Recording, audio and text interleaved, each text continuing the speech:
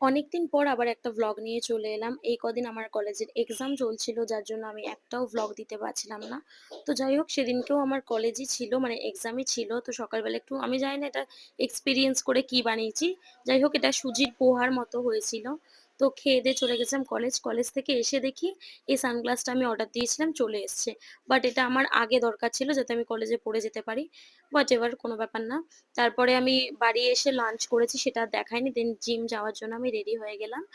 আর এই তো আমি জিমে চলে এসেছি। দেন জিম থেকে তাড়াতাড়ি বাড়ি চলে এসেছিলাম। খেয়েছিলাম একটু চিড়ের পোলাও আর একটু চা মায়ের সাথে। দেন ও আর আমি একটু জুডিও গেছিলাম। ওর কিছু কেনার ছিল। তো পয়লা বৈশাখের জন্য কালেকশন খুব একটা ভালো ছিল না। বাট যা ছিল ওর মধ্যে ওরও পছন্দ হয়েছিল, আমারও পছন্দ হয়েছিল। তো এইটা ও চুজ করেছিল, দেন পড়লো। তারপর দেখলাম ভালোই লাগছে।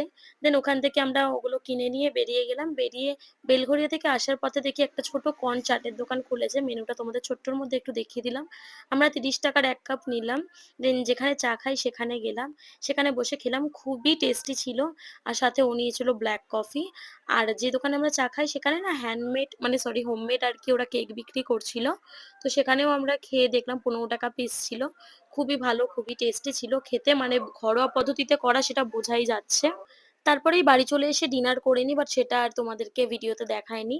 আর আমার একটা ব্র্যান্ডের প্রমোশনের জন্য একটা প্রোডাক্ট এসেছিল, তো সেই প্রোডাক্টটা আনবক্স করছিলাম।